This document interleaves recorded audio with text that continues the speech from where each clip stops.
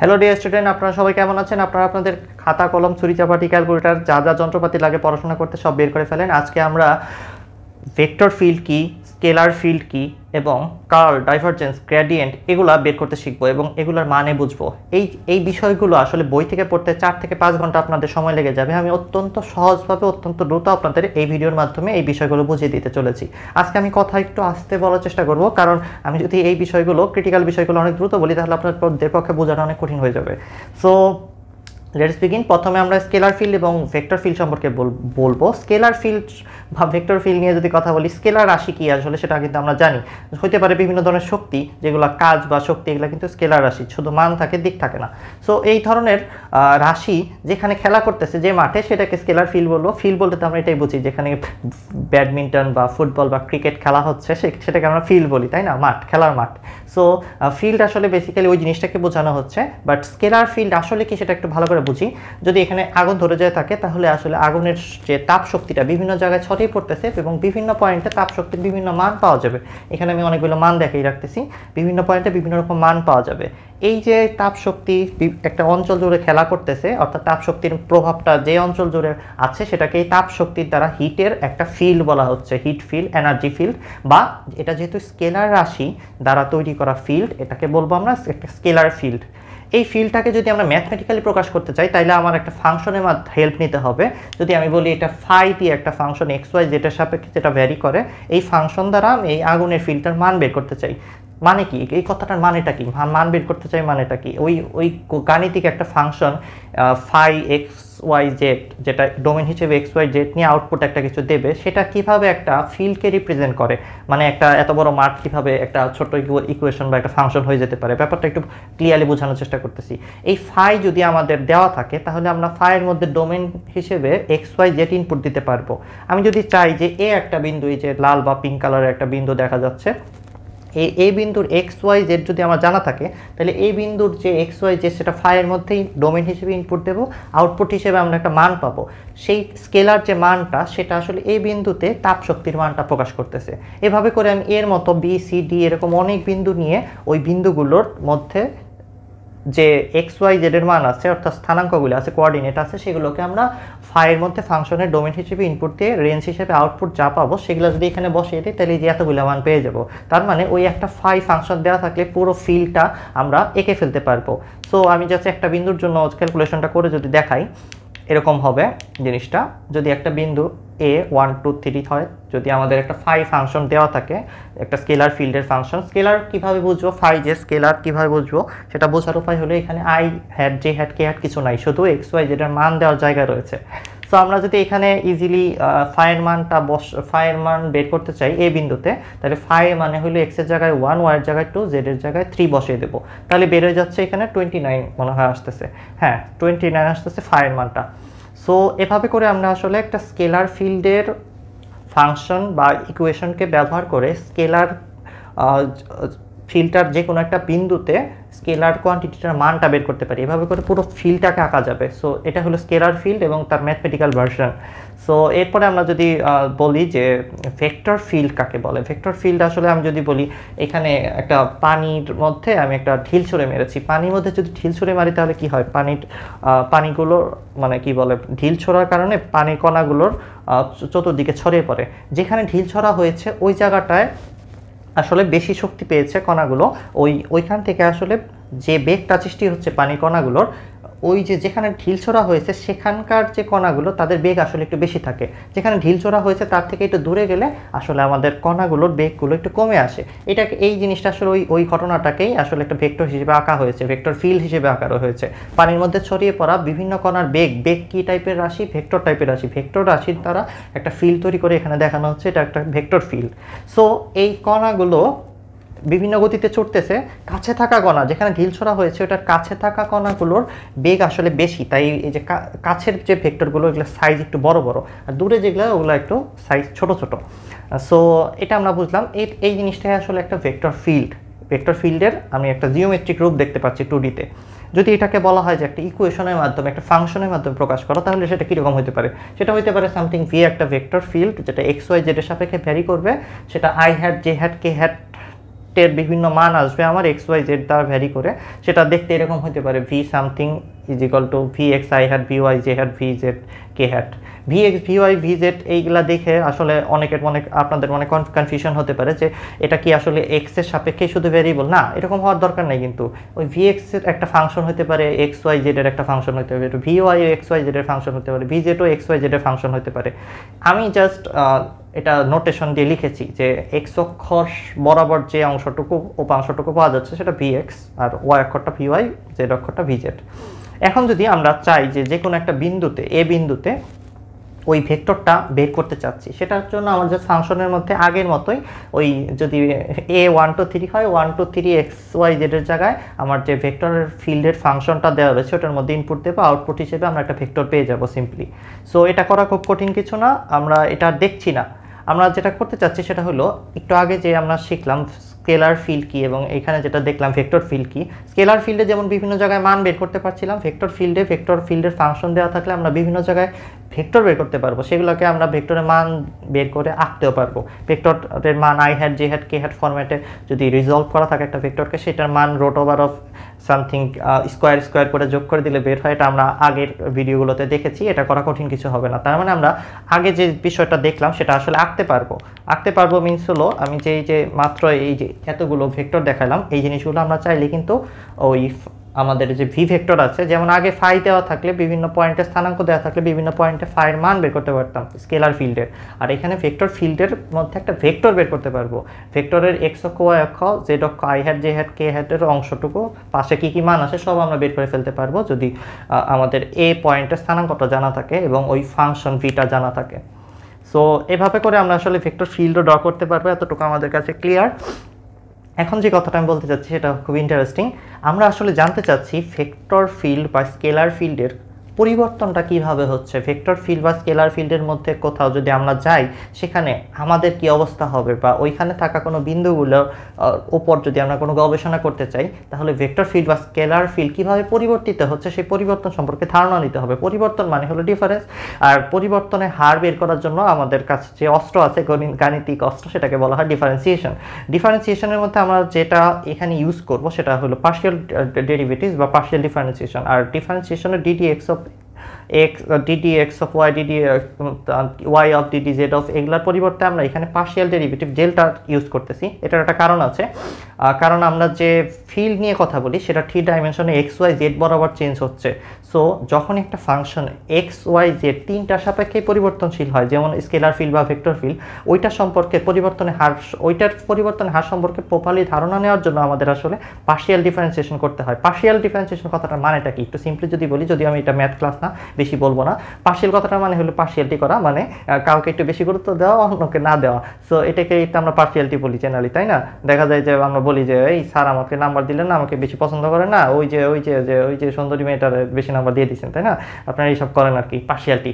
So এইটাকে আমরা partiality বলি। এটা আসলে পার্শিয়াল ডিফারেন্সিয়েশনের মূল কথা। যখন এক্স এর সাপেক্ষে ডিফারেন্সিয়েশন করবো বাকিগুলোকে কনস্ট্যান্ট ধরবো, ওয়াই জেডকে। আবার যখন ওয়াই এর সাপেক্ষে ডিফারেন্সিয়েশন করবো তখন ওয়াই এর সাপেক্ষে পার্শিয়ালিটি করবো, মানে এক্স আর জেডকে ছেড়ে দেবো, ডিফারেন্সিয়েশন করবো না, মানে ভ্যারিয়েবল হিসেবে কনসিডার করবো না ডিফারেন্সিয়েশন করার সময়। আর জেডের সাপেক্ষে ডিফারেন্সিয়েশন করলে এক্স আর ওয়াইকে ছেড়ে দেবো কনস্ট্যান্ট হিসেবে।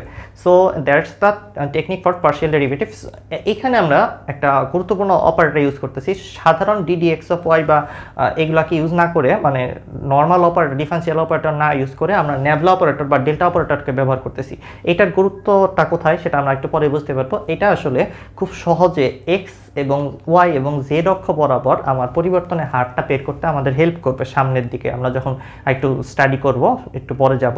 সো এটাকে বলা হয় ডেল্টা বা ন্যাবলা অপারেটর। এটা আসলে একটা ডিফারেন্সিয়াল ডেরিভেটিভস কইলা, মানে অপারেটর কইলাকে একসাথে জুড়ে একটা ভেক্টর ক্রিয়েট করা হয়েছে যেটা i hat j hat k hat বরাবর কাজ করে এবং ডিফারেন্সিয়েশন করে আমাদের এক্স অক্ষের সাপেক্ষে ওয়াই অক্ষের সাপেক্ষে জেড অক্ষের সাপেক্ষে পরিবর্তনের হারটা বলতে আমাদের বুঝতে হেল্প করবে, আমাদের বলে দেবে আর কি।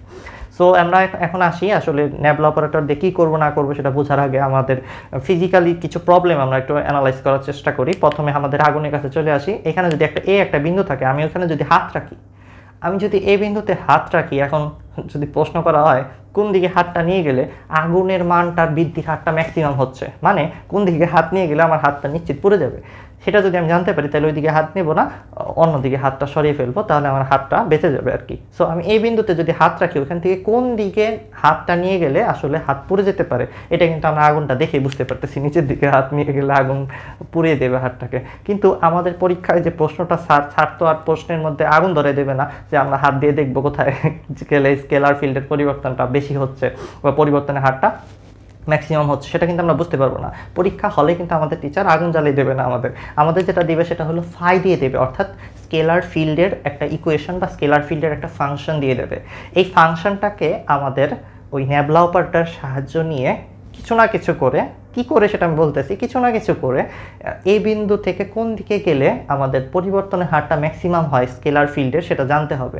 তাই আমরা আসলে যে কোনো আরবিটারি A1 2 3 2 3 4 বা যে কোনো একটা বিন্দু যেটা স্থানাঙ্ক দেওয়া আছে সেটা জানা থাকলে আমরা স্কেলার ফিল্ডের মধ্যে ওই বিন্দুর থেকে কোন দিকে গেলে আমাদের ম্যাক্সিমাম পরিবর্তনের হার হবে সেটা জানতে পারবো। বেসিক্যালি আমরা যেটা জানতে চাচ্ছি এই বিন্দু থেকে স্কেলার ফিল্ডটা গ্র্যাজুয়ালি কোন দিকে বৃদ্ধি পাচ্ছে, যেটাকে গ্র্যাজুয়ালি বৃদ্ধি পাচ্ছে এই কথাটাকে সুন্দর করে পদার্থবিজ্ঞানের টার্মে আমরা যেটা বলবো সেটাকে বলা হয় গ্রেডিয়েন্ট। আমরা আসলে স্কেলার ফিল্ডের গ্রেডিয়েন্ট বের করলে এই কথাটা জানতে পারবো যে পার্টিকুলার একটা আরবিটারি পয়েন্ট এ থেকে আমি কোন দিকে হাতটা সরিয়ে আনলে আমার স্কেলার ফিল্ডের মানটা আসলে বাড়তেছে ম্যাক্সিমাম, কোন দিকে আসলে গেলে সব থেকে ম্যাক্সিমাম রেট অফ চেঞ্জটা পাওয়া যাবে সেটা আমরা জানতে পারবো। এটা করার জন্য জাস্ট ন্যাবলা বা ডেল্টা অপারেটরটাকে ফাইয়ের মধ্যে অ্যাপ্লাই করে দিলেই হয়ে যাবে। সিম্পলি আমরা ফাই থেকে একটা ভেক্টর কোয়ান্টিটি তৈরি করলাম, এটা এই অপারেশনটাকে গ্রেডিয়েন্টকে বলা যায় আসলে একটা স্কেলার ফিল্ড থেকে একটা ভেক্টর বের করে আনা টেকনিক। So that's easy. এটা কিভাবে করা যায় আমি একটু দেখিয়ে দিচ্ছি। জাস্ট আমাদের কাছে যদি একটা এ বিন্দু দেওয়া থাকে, তার স্থানাঙ্ক সামথিং দেওয়া থাকে আর ফাই দেওয়া থাকে, তাহলে আমার জাস্ট ন্যাবলা অপারেটরটাকে ফাইয়ের মধ্যে অ্যাপ্লাই করতে হবে। অ্যাপ্লাই করা মানে হলো ফাই দিয়ে প্রত্যেকটা অংশ গুণ হয়ে আসবে। সো আই হ্যাটের পাশে আসতেছে হলো এক্স এর সাপেক্ষে ডেরিভেটিভ, তারপরে জে হ্যাটের পাশে ওয়াই এর সাপেক্ষে, আর কে হ্যাটের পাশে আসতেছে জেড এর সাপেক্ষে ডেরিভেটিভ। সেটা করলে আমরা সিম্পলি এখান থেকে একটা ফাংশন পাচ্ছি, একটা ভেক্টর ফাংশন পাচ্ছি, ওইখান থেকে আমরা গ্রেডিয়েন্ট ফিল্ড পাচ্ছি বলা যায়। গ্রেডিয়েন্ট ফিল্ড কতটা ইন্টারেস্টিং, কারণ ওইটাও কিন্তু এক্স ওয়াই জেড এর সাপেক্ষে variable. So gradient vector field পেয়ে যাচ্ছি আমি একটা। সো গ্রেডিয়েন্ট একটা ভেক্টর ফিল্ড, কিন্তু ওইটার মান বের করলে আমরা একটা নির্দিষ্ট ভেক্টর পেয়ে যাবো এই বিন্দুর জন্য। এই বিন্দুতে কোন ভেক্টরটা আছে সেটা যদি আমরা ড্র করি তাহলে আমরা দেখতে পারবো যে কোন দিকে হাত সরাই ফেললে বা হাত নিয়ে গেলে আমাদের আসলে ম্যাক্সিমাম পরিবর্তনের হারটা পাওয়া যাবে, বা স্কেলার ফিল্ড ফাইটা ম্যাক্সিমাম পরিবর্তনের দিকটা কোন দিকে দেখাচ্ছে সেটা জানতে পারবো। আর ম্যাক্সিমাম পরিবর্তনের হারটা কী রেটে হচ্ছে সেটারও একটা ধারণা পাবো এই গ্রেডিয়েন্ট দেখে। যদি এটার মানটা বেশি হয়, রুট করে আমরা যদি এই ভেক্টরটার মান বের করি তাহলে আমরা বুঝতে পারবো যে কত বেশি আমাদের কি বলে ছ্যাঁকা খাওয়ার সম্ভাবনা আছে বা হাত পুড়ে যাওয়ার সম্ভাবনাটা কত বেশি সেটা বুঝতে পারবো। সো স্কেলার ফিল্ডের এই ধরনের বিভিন্ন পয়েন্টে পরিবর্তনের হারে ম্যাক্সিমাম যে ডিরেকশনটা, ম্যাক্সিমাম পরিস্থিতিটা বোঝার জন্য আমরা যেটা বের করবো সেটা হলো ভেক্টরের গ্রেডিয়েন্ট। সো আমরা যদি এটা বের করে ফেলি তারপরে আমাদের যেটা জানতে হবে সামনের টার্মগুলো বোঝার জন্য দুইটা টার্ম আমাদের কাছে আসছে, একটা হলো আমাদের ডাইভার্জ আর কনভার্স ডাইভার্জ। এটা বোঝার জন্য সিম্পল আমি টেকনিক বলি।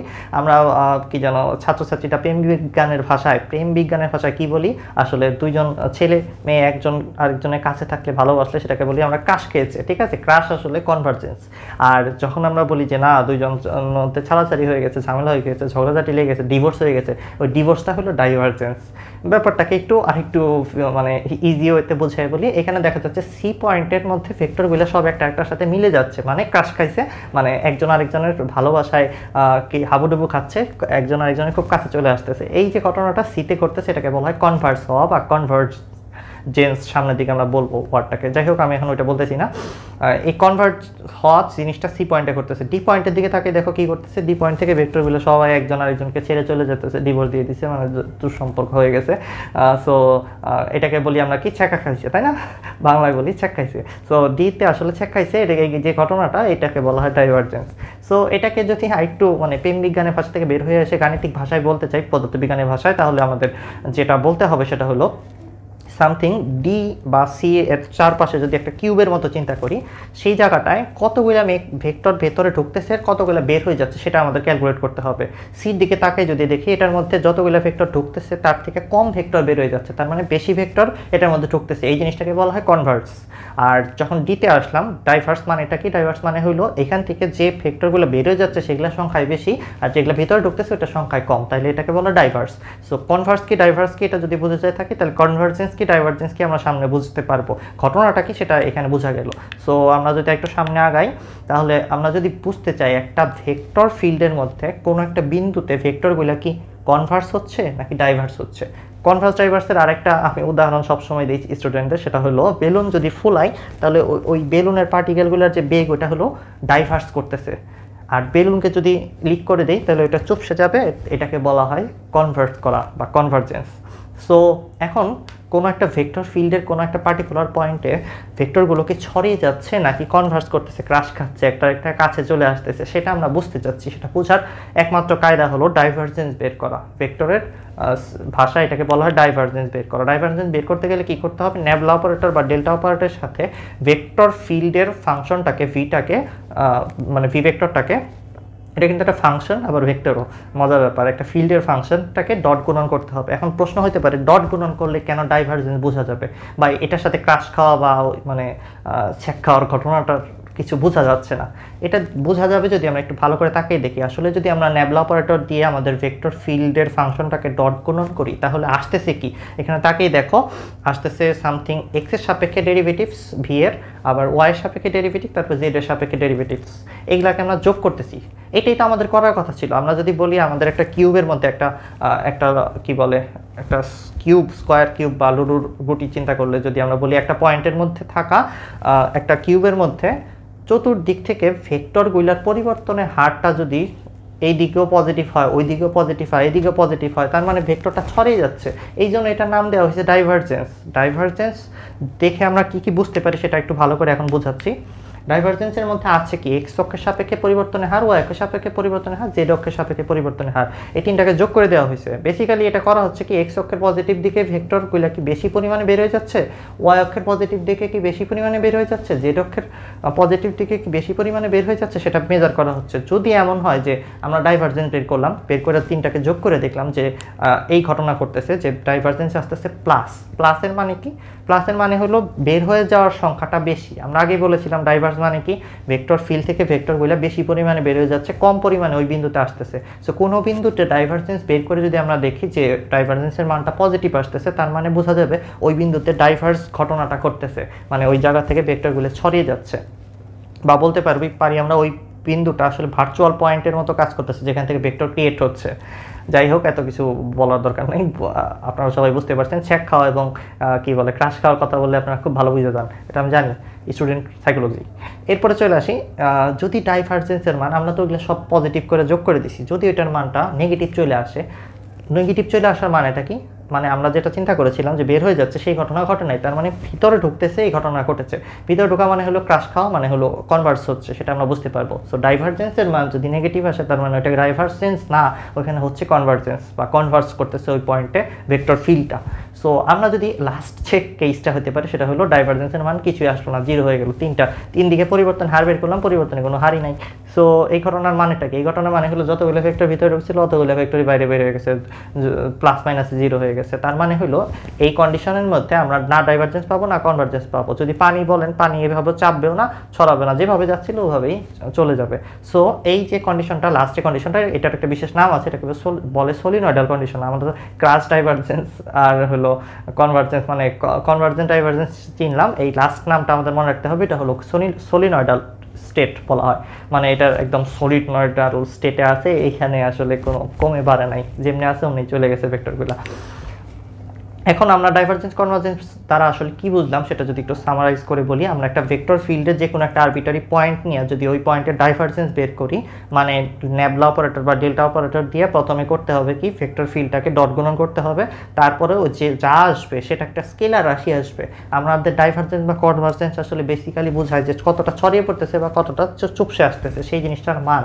সো এটা আসলে একটা মান আমার দরকার নাই কিন্তু জানা যে এটা কোন দিকে হচ্ছে, আসলে কোন দিকে হচ্ছে বলা যাবে না তো, কারণ প্রত্যেকটা ভেক্টর একটা একটা পাশাপাশি এসে চুপসে যেতে পারে বা ছড়ে যেতে পারে, বিভিন্ন দিকে চলে যাবে, এটার কোনো নির্দিষ্ট দিকের কিছু নাই। বেসিক্যালি আমরা বুঝতে চাচ্ছি ডাইভার্স হচ্ছে না কনভার্স হচ্ছে এই ঘটনাটা। সো এই জন্য আমরা আসলে ডট গুণন করেছি আর একটা স্কেলার প্রোডাক্ট পাচ্ছি, অর্থাৎ একটা ভেক্টর রাশি পাচ্ছি না। ভেক্টর ফিল্ডের মধ্যে ডাইভারজেন্স বের করার মানে হলো ওইখানে আমরা একটা স্কেলার প্রোডাক্ট বের করে আনতেছি। এখন আমি যদি সামনের দিকে যাই, আমাদের যদি মানে কি বলে, এখানে যেটা বুঝলাম সেটা হলো জাস্ট ডাইভার্স কনভার্স করে কিনা ভেক্টর ফিল্ডটা কোনো পার্টিকুলার পয়েন্টে। আমি যদি ডট গুণন করি তাহলে একটা মান কিন্তু সরাসরি পাবো না। কথাটা একটু ভালো করে বোঝাচ্ছি, আমি একটু ব্যাক করে যাই।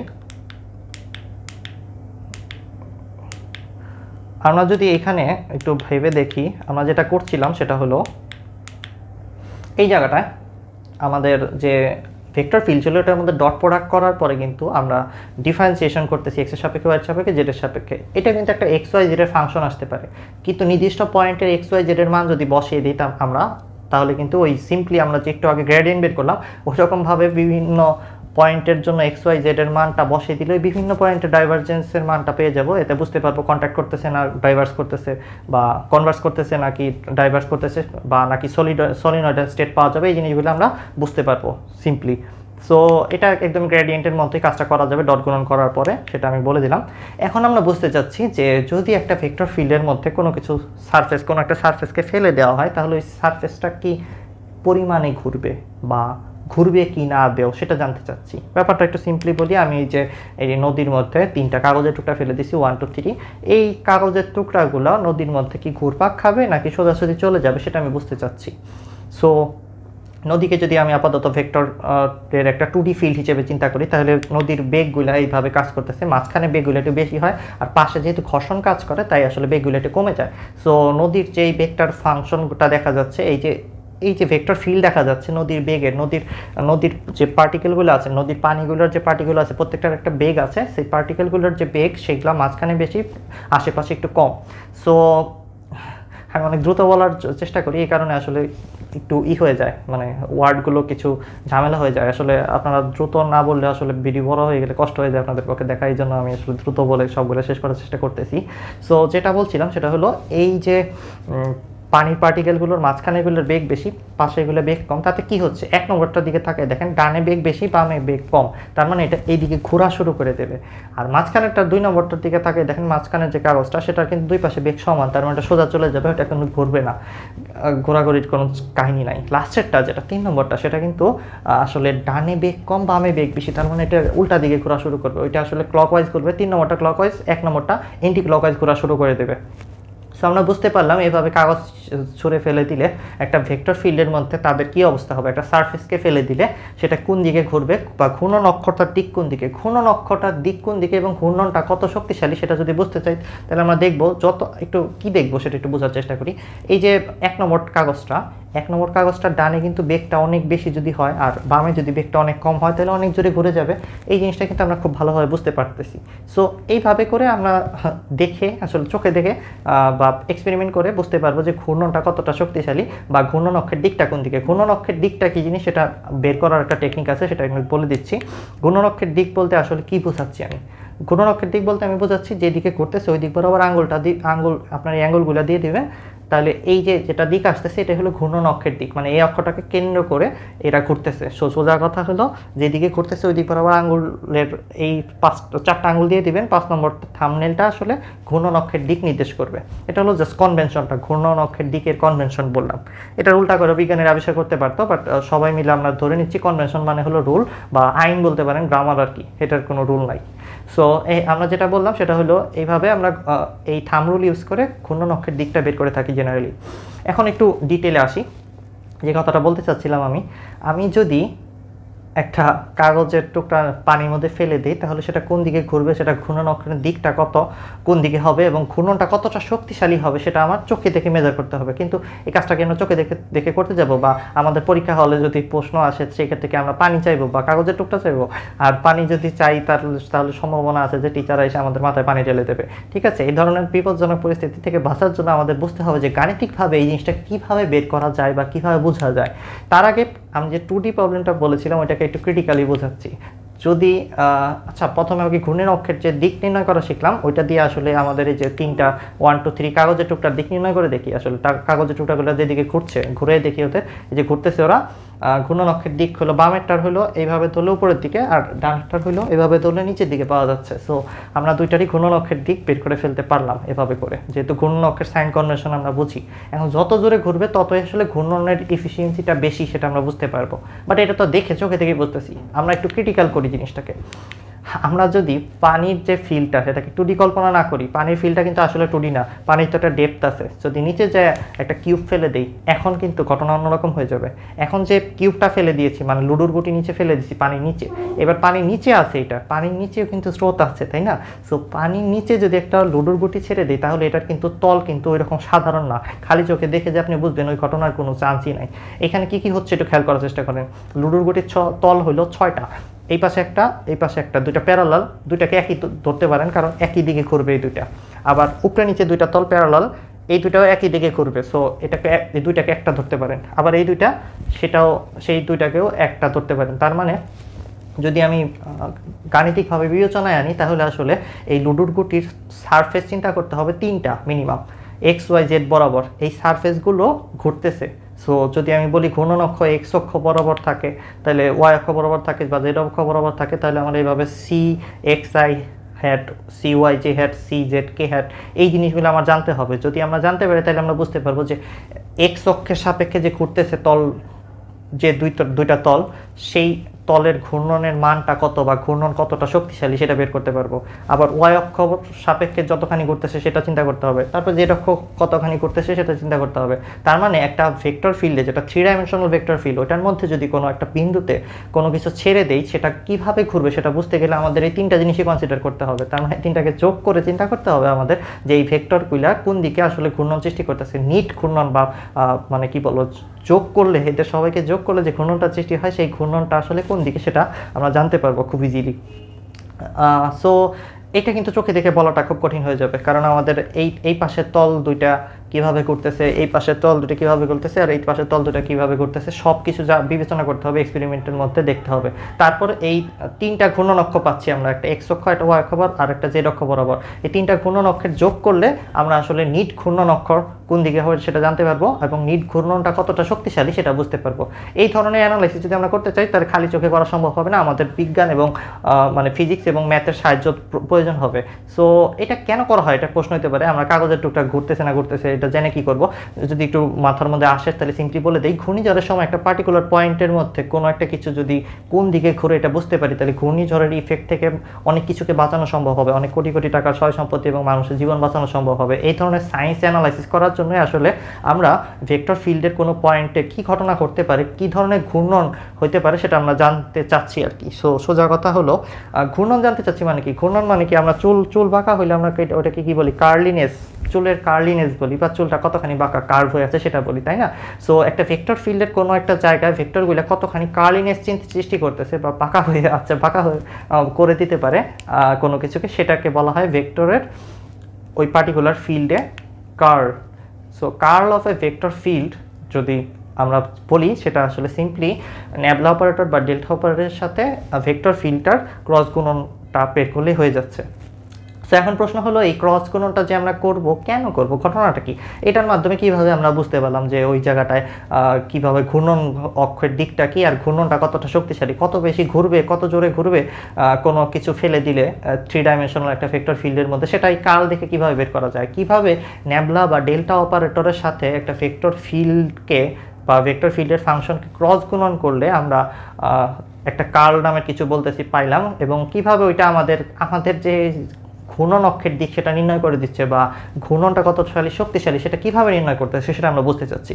এইটা একটু মানে ক্রিটিক্যাল প্রশ্ন হয়ে যাবে, সেটা আমি চাইলে এটা এই যে কার্লের যে ডেরিভেশনটা ম্যাথমেটিক্যালি আমি জেনারেলি লাইন ইন্টিগ্রাল করে ম্যাথমেটিক্যালি দেখাতে পারতাম, বাট আমি এখানে ম্যাথ দেখাতে চাচ্ছি না, মোটেও ম্যাথ দেখিয়ে কনফিউজ করলে আসলে ফিজিক্সের যে টেস্টটা, যে ফ্লেভারটা, যে মজাটা সেটা থাকবে না। সো এইখানে যদি আমরা ক্রস গুণনটা করি ন্যাবলা দিয়ে যে কোনো একটা ভেক্টর ফিল্ডের ইকুয়েশনকে বা ফাংশনকে, তাহলে কি আসতেছে, আই হ্যাট জে হ্যাট কে হ্যাটের পাশে কিছু দেখা যাচ্ছে। এখানে খুব ঠান্ডা মাথায় চিন্তা করতে হবে। এখন আমরা যখন সিম্পলি একটা কাগজের টুকরা ফেলে দিচ্ছিলাম, তখন আমরা কি দেখছিলাম? তখন আমরা দেখছিলাম ডানে কি বেগ বেশি আছে বামের থেকে, তাহলে এটা ঘুরবে। বা আমি যদি একটু ইজিলি বলার চেষ্টা করি, আমার হাতে যদি একটা কিছু থাকে, একটা কাগজের টুকরা থাকে, সেটা ঘোরানোর উপায়টা কি? ডানে হয়তো একটু বেশি বল প্রয়োগ করব, বামে একটু কম প্রয়োগ করব, তাহলে এটা এইভাবে ঘুরবে। অথবা হতে পারে আমি এই দিকে একটু বেশি বল প্রয়োগ করব, এইদিকে একটু কম বল প্রয়োগ করব, বা এইদিকে একটা বল প্রয়োগ করব, তাহলে এটা ঘুরবে। সো বেসিক্যালি আমি যদি একটু ম্যাথমেটিক্যাল ওয়েতে বলার চেষ্টা করি, তাহলে আমি যদি অক্ষ দিয়ে বলি, আমি যদি এই যে এই পাশে যেটা যাচ্ছে এটা কি কালার? Pink colour. পিঙ্ক কালারটাকে যদি এক্স অক্ষ, আর ব্ল্যাক কালারটাকে উপরের দিকেটাকে যদি ওয়াই অক্ষ, আর বাকি যেটা রইলো সবুজ কালার মনে হয় ওটা, ওইটাকে যদি আমরা জেড অক্ষ ধরি, তাহলে আমি যদি বলি ঘূর্ণন অক্ষটা ওয়াই, তাহলে কি করতে হয়? আমরা কি দেখি আসলে? আমাদের দেখতে হয় যে এক্স অক্ষের বিপরীত দিকে, মানে এক্স অক্ষের ঋণাত্মক দিকে কোনো বল কাজ করতেছে কিনা, বা কোনো পরিবর্তনে হার আছে কিনা, সেটা দেখতে হয়। তারপর যদি ওয়াই অক্ষটাকে ঘূর্ণন অক্ষ ধরি, তাহলে জেড অক্ষর দিকে দেখতে হবে যে জেড অক্ষর দিকে, জেড অক্ষের পজিটিভ দিকে কোনো পরিবর্তনে হার আছে কিনা। এই দুইটা যদি থাকে, তাহলে এরা আসলে জিনিসটাকে ঘোরাতে পারবে। আবারও বলতেছি, ওয়াই অক্ষ যদি ঘূর্ণন অক্ষের দিক হয়, তাহলে এক্স অক্ষের ঋণাত্মক দিকে বলটা থাকতে হবে, আর পরিবর্তনের হারটা থাকতে হবে ভেক্টর ফিল্ডের, আর জেড অক্ষের পজিটিভ দিকে পরিবর্তনের হারটা থাকতে হবে। এই কাজটাই আসলে এখানে করা হচ্ছে। নেবলা অপারেটর দিয়ে যখন ভেক্টর ফাংশনকে, ভেক্টর ফিল্ডের ফাংশনটাকে ক্রস গুণন করা হচ্ছে, তখন আমরা যেটা পাচ্ছি সেটা হলো আই হ্যাটের যে হ্যাট কে হ্যাটের পাশে আমরা যেটা মনে মনে চিন্তা করতেছিলাম, বা আমরা মাথায় যে কাজটা করতেছিলাম, ম্যাথ আসলে ওই কাজটাই করতেছে এখানে। ও আসলে যে অক্ষ বরাবর ঘূর্ণন অক্ষটা চিন্তা করতেছে, প্রথমে আমরা দেখি যে জে হ্যাট, যেটা ওয়াই অক্ষর, যেহেতু আমি কালোটাকে ধরেছি ওয়াই অক্ষ দিয়ে বোঝাচ্ছিলাম, সো আমাদের জে হ্যাটের কাছে যেতে হবে। জে হ্যাটের পাশে কি আছে আসলে? জে হ্যাটের পাশে দুইটা ডেরিভেটিভস আছে। দুইটা ডেরিভেটিভসের মধ্যে একটা হলো এক্স অক্ষের সাপেক্ষে পরিবর্তন হার নির্ণয় করতেছে, আর একটা হলো ওয়াই অক্ষের সাপেক্ষে পরিবর্তন, সরি ওয়াই অক্ষ না, জেড অক্ষের সাপেক্ষে পরিবর্তন হার নির্ণয় করতেছে। কোনো কিছু যদি ওয়াই অক্ষ বরাবর ঘুরতে চায়, তাহলে তো আমার এক্স আর জেডই দেখতে হবে, মানে যে অক্ষের সাপেক্ষে ঘুরতেছে সেই অক্ষ ভাগ দিয়ে অন্য কিছু সাপেক্ষে ডেরিভেটিভ বের করে দেখতে হবে। এখানে তাই করা হচ্ছে। এখন প্রশ্ন হতে পারে যে আসলে এটা তো বুঝলাম যে আই হ্যাটের পাশে যে ডেরিভেটিভসগুলো আছে সেটা হলো আই হ্যাট মানে হলো এক্স অক্ষ, এক্স অক্ষ বাদে ওয়াই জেড এর সাপেক্ষে ডেরিভেটিভস করা হচ্ছে। আবার জে হ্যাটের পাশে আসলে কি জে হ্যাট মানে হলো ওয়াই অক্ষ, তো এক্স আর জেড এর সাপেক্ষে আসলে জে হ্যাটের পাশে ডেরিভেটিভস করা হচ্ছে। আর লাস্টে যেটা কে হ্যাট মানে জেড অক্ষ, জেড মানে জেড এর অক্ষের সাপেক্ষে যদি আমরা ঘূর্ণনটাকে বিবেচনা করতে চাই, তাহলে আমাদের লাগতেছে হলো এক্স আর ওয়াই এর সাপেক্ষে পরিবর্তনের হার দেখতে হচ্ছে। এটা আমরা বুঝলাম, কিন্তু এখন প্রশ্ন হতে পারে এই জিনিসটা কার্লিনেস বা কার্ল, এইটার মধ্যে কেন আমরা মাইনাস করতেছি? এই যে সামথিং, প্রত্যেকটা টার্মকে একটার সাথে বিয়োগ করার মানেটা কি? বিয়োগ করার মানেটা খুব সিম্পল, এটা একটু ট্রিকি হবে, বুঝতে একটু কষ্ট হবে, মাথাটা খুব ঠান্ডা করে একটু দেখার চেষ্টা করো। যখন আমি আসলে বলতেছি, আবার ওই যে ওই ছবিটার দিকে তাকানোর চেষ্টা করেন। এই দিক বরাবর কি আছে আমাদের? পিঙ্ক কালারের যেটা, সেটা হলো এক্স অক্ষ, আর কালোটা হলো ওয়াই অক্ষ। আর এদিক বরাবর যেটা আসতেছে সেটা হলো আমাদের জেড অক্ষ, অর্থাৎ সবুজটা জেড অক্ষ। এখন যদি আমি বলি যে একটা এই যে হলুদ যে কাগজটা, সেটা ঘুরতেছে ওয়াই অক্ষের সাপেক্ষে এই বরাবর উপরের দিকে, ঘূর্ণন অক্ষটা উপরের দিকে, তাহলে আসলে কি ঘটনা ঘটবে? এক্স অক্ষের দিকে যে পরিবর্তনের হারটা হবে সেটা হইতে হবে এক্স অক্ষের ঋণাত্মক দিকের সাথে, অর্থাৎ এক্স অক্ষের মাইনাস দিকের সাথে। তাই এক্স অক্ষের যে পরিবর্তনের হারটা সেটার আগে মাইনাস আছে। যে হ্যাটের পাশে তাকিয়ে দেখেন, এক্স অক্ষের সাপেক্ষে যে ডেরিভেটিভসটা করা হচ্ছে ওটার আগে মাইনাস থাকার কথা আছে। আর যদি আমরা এই ঘূর্ণনটাই বিবেচনা করি, তাহলে জেড অক্ষের সাপেক্ষে যে পরিবর্তনের হারটা সেটা হলো পজিটিভটা থাকতে হবে, তাহলে তো এই জিনিসটা এইভাবে ঘুরবে। সো সোজা কথা হলো, আমি যদি একটা বই দিয়ে দেখাচ্ছি জিনিসটাকে খুব সিম্পলি। এই বইটাকে যদি আমি ঘোরাতে চাই, ওয়াই অক্ষটা যদি ঘূর্ণন অক্ষ হয়, তাহলে আমার এক্স অক্ষ বরাবর এইভাবে ধাক্কা দিতে হচ্ছে এক্স অক্ষ ঋণাত্মক দিকের সাথে, আর ওয়াই জেড অক্ষ বরাবর পজিটিভ দিকে ধাক্কা দিতে হচ্ছে, তাহলে এই বইটা ঘুরবে, তাই না? সো সিম্পল ব্যাপার। এই জিনিসটাই আসলে এইখানে করা হয়েছে। এই কারণে আসলে একটা পজিটিভ দিকের সাথে ঘুরতেছে আর একটা নেগেটিভ দিকের সাথে ঘুরতেছে, এই কারণে একটা পজিটিভ আর একটা নেগেটিভ, একটা পজিটিভ আর একটা নেগেটিভ, এভাবে করে আসলে আমাদের কার্লের অপারেশনটা করা হয়েছে। ওভারঅল এটাই ছিল কার্ল, কার্লের দ্বারা আমরা আসলে মাথা দিয়ে যেটা করতেছিলাম যে ঘুরবে কোন দিকে এবং কত জোরে ঘুরবে সেটা বোঝার চেষ্টা করতেছিলাম, সেটা আসলে এভাবে কার্লকে বের করলে অর্থাৎ ন্যাবলা অপারেটরকে ভেক্টর ফিল্ডের ইকুয়েশনের সাথে বা ফাংশনের সাথে আমরা যদি ক্রস গুণন করে দিই তাহলে ওই কাজটা হয়ে যাচ্ছে। আমরা মাথায় যেটা চিন্তা করছিলাম গাণিতিকভাবে ওটা এইভাবে করা হচ্ছে, that's call curl. So curl দিয়ে আমরা যে কোনো একটা পয়েন্টে ঘূর্ণন অক্ষটার নিচ যে দিকটা সেটা সেই ভেক্টরটা বের করে ফেলতে পারবো। এটা একটা ভেক্টর রাশি পাওয়া যাবে কারণ ক্রস গুণন করা হচ্ছে, আর এটার মান দ্বারা আমরা বুঝতে পারবো যে ঘূর্ণনটা কতটা জোরালো হবে, ওখানে গেলে কি আসলে মানুষ মরেই যাবে বা ওইখানে কতটা শক্তিশালী ঘূর্ণন হচ্ছে সেটা আমরা বুঝতে পারবো, ধারণা করতে পারবো। That's the operation of curl. সবার শেষে যে কথাটা বলতে চাচ্ছি, আমরা লাস্ট যে ভিডিওতে দেখেছিলাম ভেক্টর ঘূর্ণন এবং ক্রস ঘূর্ণন, সেটা দিয়ে যদি কার্ল ডাইভারজেন্সকে বোঝাই তাহলে খুব সিম্পলি বোঝা যায় আসলে আমরা কি করছি। আসলে ন্যাবলা মানে হলো ডেল বা ন্যাবলা মানে হলো পরিবর্তনের হার, আর এফ বা ভি হলো, এখানে ভি দ্বারা লেখা হয়েছে, কিছু কিছু বইয়ে ভেক্টর ফিল্ডটাকে এফ দ্বারা লেখে, ওটা কোনো ব্যাপার না, যাই দিয়ে লেখেন সমস্যা নেই, নাম জাস্ট ভেক্টরটার। এখানে ভি আর ডেল্টার মধ্যে যখন ডট গুণন করা হচ্ছে তার মানে হলো দুইটাকে একই দিকে নিয়ে চিন্তা করা হচ্ছে।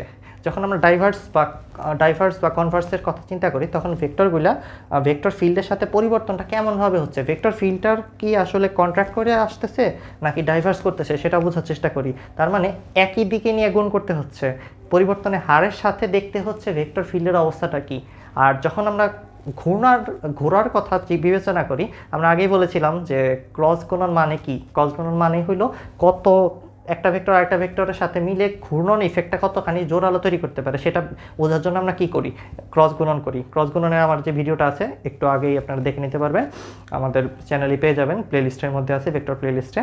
So overall that's the main case, যেটা হচ্ছে এখানে ন্যাবলা পরিবর্তনের হারটার সাথে যখন আমি ক্রস গুণন করতেছি ভেক্টর ফিল্ডটাকে, তখন আসলে তারা মিলে পরিবর্তনের হার আর ভেক্টর ফিল্ড মিলে যে ঘূর্ণন ইফেক্টটা সৃষ্টি করতেছে সেটা আমাকে কার্ল বলে দিচ্ছে। এই কারণে আসলে কার্লের জন্য ক্রস গুণন করতে হয় আর ডাইভারজেন্সের সময় ডট গুণন করতে হয়। সো ওভারঅল আশা করি বুঝতে পেরেছেন কার্ল ডাইভারজেন্স কী জিনিস এবং গ্রেডিয়েন্ট কী জিনিস, ভেক্টর ফিল্ড এবং স্কেলার ফিল্ড কী জিনিস। এই ওভারঅল এই জিনিসগুলো আজকে আমরা পড়েছি। Thanks for watching, bye, take care. এই ভিডিওটা একটু বড় হয়েছে, আসলে আমি অনেক ডিটেলে এই জিনিসগুলো পড়ালাম। সো আশা করি এই ভিডিওটা আপনাদের জন্য ফ্রুটফুল হবে এবং আমাকে ক্ষমা করবেন এই ভিডিওটা একটু বড় করে ফেলার জন্য। আমি অনেক দ্রুত কথা বললে আসলে আপনার কিছু বুঝতেন না। Thank you, bye, ta-ta, bye by.